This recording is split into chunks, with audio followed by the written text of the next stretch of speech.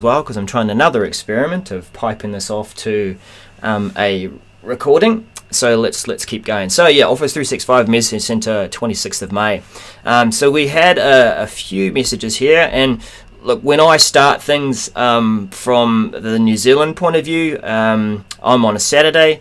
America's just finishing off their Friday, so that's why I do this kind of crazy date. It's the 27th here. So looking at the public preview of Office 365's adoption pack. So this is Power BI driven. Good thing is that it is available for the Power BI free tier, so you don't have to be subscribed to the Power BI paid version. Which is, it's a nice way not just to get you familiar with Power BI and see the capabilities, delivering up some value for showing you how your tenant is being used by your people, but of course there's a lead in there too to say, well, maybe you might want to subscribe to that full version of being able to make your own reports. So what is it able to do? So with Power BI, you know that it's about the democratization of data and giving you the ability to see deeper insights into the data. And within the Office 365 environment, then you're able to see how each of the services have been used in various different ways. So without pausing too much on that, let's jump right into having a look at that within Adopt and Embrace. And you might have seen Anne Michael's video on the Microsoft Mechanics video show. So she, of course, dives right in and has a good look there. But this is a adoption dashboard for Adopt and Embrace. We are a company of 6 people. But it does give us some insights about how we are using it, and of course it'll scale up to however big your tenant is. So as a flash view of the various things that are available, you can go in and see the different products that are being used. The one that I kind of jumped on when our team was quite interested in was active users by count by activity. I wanted to see, because we're an org that uses Yammer to communicate between team members and that sort of stream of consciousness. So I wanted to just sort of compare about how much email we're receiving and interacting with that versus the Yammer side of things, because of course we still converse quite a bit with customers via Exchange. So we do have a lot of whizzes and dials and counters and things to give you that visibility. Now mailbox count, that's pretty straightforward. That's a good indication of how many users are licensed, because of course most people have a mailbox as part of the service. The user by activity count, and there's a lot of things in here that I haven't dived into quite yet. Number of files that have been used within SharePoint. And I think a bit further down here was there was a nice little map somewhere here, users by location. So yeah, when that one comes up, I'll blow that up a bit. I'm interested in this one because I've recently joined the company, and I know that we are predominantly Australia based, and of course there's me over here in New Zealand. But I'm wondering who's helping us out there from Europe and from the US, and it might be a couple of accounts that are being used to demonstrate things. So that's a pretty cool thing to be able to get into. I won't spend too much more time on that. Let's see if I can find my way back to one more thing, which I think it was this one here. No, one more try. Adoption overview, maybe it was that one. So what I can do is somewhere in here I can filter down to show just the I was going to show just the Exchange and Yammer side of things. So let's not try and fumble away with that while we're live, and we'll just drop that down there for now. Right, so good announcement, get into it, have a look at it, and judge for yourself how this is going to help you to get Office 365 more widely used and using more of those workloads within your organization. Now, it's certainly a lot more information than we had earlier, isn't it? So, good. All right, so on with the show. We have this. I don't know. This one was quite out of left field for me. Direct to calendar invites. So what does that mean? If you dig into the detail, it means that you can create a list of a few shared mailboxes, so ones that have been given the power and the mandate, so that when you create a meeting invite from that mailbox, it will go directly into people's calendars. No need to accept, no need to decline, no need to say I'm tentative. It's there. Now, there's obviously a use case for this, but I'm wondering how the community is going to feel about this, because if I got an invite and it was just dropped into my calendar, I prefer to know what's coming. I prefer to read it, look at it, to decide, how does that fit with the rest of my work? Sometimes people, when they're using good etiquette, will check out my availability, and they'll use the scheduling assistant, so they might try and adjust things depending on the majority of the people who they're inviting. They might also use the new meeting time, find a time addition to Outlook, so that you can create a meeting poll. But when an invite is just dropped into your calendar, and we kind of feel that way sometimes when people just throw them in there and they don't check to see if we are available, we still have the ability at that point to say yes, no, maybe. And one of our shows recently discussed some of the expectations that people, when they send out an invite, they sometimes think, well, that just means you're coming. Where are you? Why aren't you here? You didn't respond. But this goes one step further and saying, look, it's there. You are attending. Work around this. It's going to be an event that's happening. Now, the use case I see for that, public holidays. The office is closed. Things that are, pretty standard. But yeah, it really goes down to your use case and how you are going to use this, and hopefully sparingly, so that you're not starting to hack a few people off by just dropping things into their calendar. So that's an interesting one. Like I said, it's not for everyone, and it is just a mandated list of shared mailboxes that you can do this from. So that's interesting. All right, digest email for groups in Outlook. So this is a way of summarizing some of the activity going on within Office 365 groups. Within Outlook groups rather, so that if you have been out of shot for a while, that you get a little digest of the different kinds of discussions. I have yet to see this, but I would suggest or hope that some of the conversations that are being put into this digest are the popular conversations, the ones that a lot of people have responded to. Now, maybe we're using the graph behind that. Let's just maybe have a quick look at some of this additional information, and that's what it's for, the link through to the additional information. I think if I remember rightly, when I click through to this just before preparing the episode, I think it just goes through to having a conversation in Outlook here. Look, I'm not going to make you wait for that to load. That one wasn't too helpful as far as links go, but sometimes they do. Right, so moving on.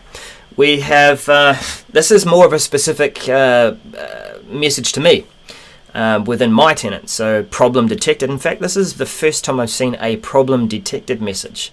You'll get messages around service health, not in the message center, but in the service health dashboard, to say service degradation or something along those lines. You might have a planned outage, but I haven't seen a problem detected yet. And this one's telling me that there is a delay in processing what have we got there? Processing the admin usage reports. So that's affecting everything but Yammer activity and Yammer device usage. So this is sort of reaching into the usage reports that we have quite separate from the new adoption pack. But it looks like specific to my tenant, some of that information has been a little delayed. Nothing beyond the 14th of May. Alright, so yeah, that's specific to me. You will see messages like that in your tenant. Feature update. This one I find interesting. I've got some opinions around that. This is for the use of the OneDrive app and SharePoint app on your mobiles and the token lifetime. This means that when you're logging in and you're firing up a session on your app, that it is going to keep you logged in for a longer period of time. It was up to 14 days, but now it's going to be extended to 90.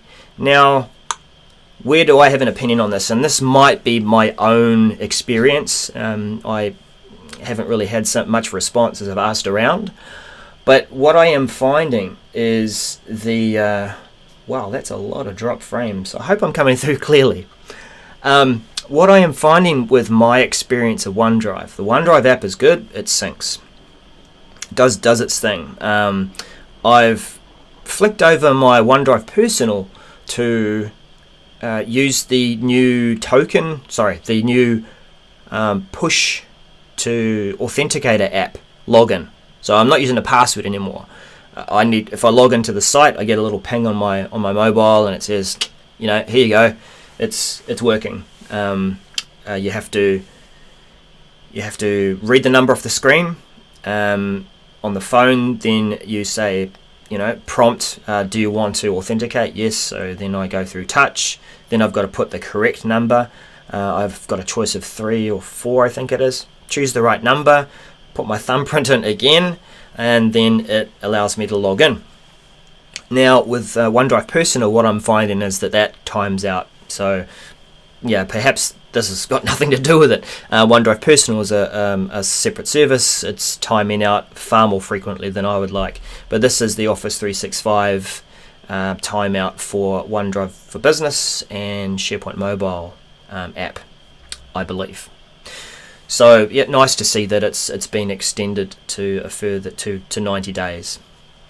Right. Oh yeah, so the Office 365 group contact card. Last week we looked at the contact cards for within SharePoint, within the conversations experience. We can go to a person's contact card, and if we just go over to that, hover over mine, I guess. There we go. So I've got my contact card, it pops up. That's cool, that's great. And I think the SharePoint experience was a bit different here, so let's just fire that up quickly. That up over into a files. Go over to browse library so that we're actually looking at the SharePoint experience. So the contact card for SharePoint, if someone's modified a document and you hover over it, you get a richer contact card pop up. And with that contact card, then you're starting to see things like activity, recent activity, a richer way of getting to people's contact details. And then you can go off to an expanded version of that card. It appears on the right hand side of the screen if we get there quickly. Kids are on the internet, sorry about that. And then you can see organizational information and the like. Almost there. Let's hover over that, or is it still loading? Yes, it is. So here's our marketing private group, and we'll... Okay, so there's a lot more info that's loading on in the background there. How's my drop frames? Pretty terrible. Let me... Anyway, let's just wait it out a little bit longer. This normally wouldn't take so long to load, but of course I'm streaming at the same time. Recapping last week, hover, contact card, loading, and of course this is not the rest of the world's experience, this is my experience. Boom. Alright, so we've got our profile information, contact information, recent files that I've been working with. I can go directly to my Delve profile, and if this was another person, then I could open that up on the side. Can I do this? Oh, there we go. So that'll do it. Slightly different experience last week, I think. So here's my about information, very good. Organizational, so a few changes I made last week took a little while to come through. My direct reports, so if you have used direct reports within Active Directory, then you're starting to see that organizational flow of where everyone fits, and then some recent files. So this isn't as rich as your Delve experience. If you're on the Delve page, then you can see the full card and the like. But so the point was, the announcement, going back to the actual announcement, is that we now have that experience for a group. A little more so. In fact, if you have a look at some of that information, then configure that button. Yes, I did. Good. So what you are seeing is you've got navigation. You've got subscribing to the group. Ooh.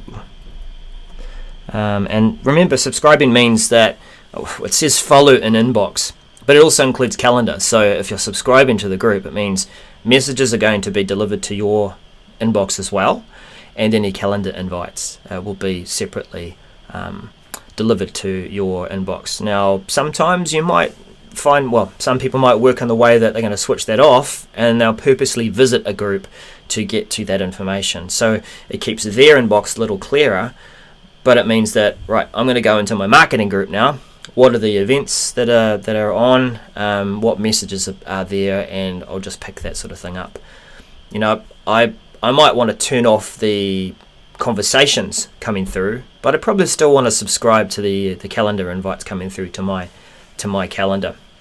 Not direct to my calendar, they still invite me and I still get to accept or deny. So you've got your contact information, who's in the group, and then you can go directly to conversations. So I think this piece here is quite important, being that I think this is going to be standardized, and this was mentioned at the SharePoint conference, SharePoint Summit, Virtual Summit, that that card is going to be standard across all the different experiences. So navigation will be the same, and information about that group. Now, was there anything else in here? If I hover over this card, I think there was something in here in terms of documents. Anything recent? Oop, little patient. What's under the ellipsis menu? Okay, so a few other things as well. Adding, view profile. And what's view profile go to? I'm sure this pipes off to the Delve page. Oh, right. No, it goes through to Outlook and full path. Group marketing. Okay, mail. I think this is going to go through to the page that allows me to configure more things within the group. I know that they were working. There's a question around whether the Delve page was, they were going to have a Delve page just for the group. Now we've got the card, but I think this is just going to take me through to the conversations experience, if I'm right. Waiting for it a little bit longer. Doodly doodly doo, little black ants. You know, just while we're waiting for this, I'm also waiting for my fiber connection. It's going to be a little less than 11 months away now. No, a little more than 11 months away now. So hopefully in 11 months' time, I'll have something a lot faster to do these streams with you. Nah, it looks like it's just the conversations experience. All right, so might be a placeholder for the future. We expect to see a profile card there, a profile page for the group, maybe. All right, and our last announcement, almost there, people. Sharing mails sent in SharePoint Online and OneDrive for Business. So when you share a file and you're saying to someone within your organization, or you're sending it out to someone, a external user, if that's enabled on that site collection, then they will get an email to say, welcome, this file's been shared with you. You might have dropped in a little message, and it appears to come from an address called no reply or no hyphen reply at sharepointonline.com. Really personal, right? Now, the feature that's been asked for, and looks like it's on its way or has arrived, is that when I send a message out when I share a file to someone, then it becomes more personal because the reply address or the sender address is my address, not noreply@sharepointonline.com. There is one scenario that this talks about where it will still be that, and that's if the person sharing the file doesn't have a mailbox within your organization. So if you have a guest user as part of a team site and you've allowed them to share content, then of course they don't have a mailbox, so it's still going to appear to come from noreply@sharepointonline.com. Now, does this also mean because the sharing notification has come from your email address, then someone could reply to that email and it would continue the conversation about the file that has been shared? So far more useful really in that sense. Now, I'm the sort of person that would prefer to take a link to that file and customize a complete email myself. That's just me. But yeah, this is a good useful feature. Right, so that was the message center the week that was May the 26th. I'm dismissing all the messages and tuning out, saying thanks for tuning in or watching this later on. Hopefully this has come through far better than the stream that we tried earlier in the week at the conference. But do make sure you keep yourself aware and up to date by checking the message center regularly, seeing what's happening in your tenant, and we'll see you again next week for the message center the week that was on regarding office365.com. Thanks for tuning in.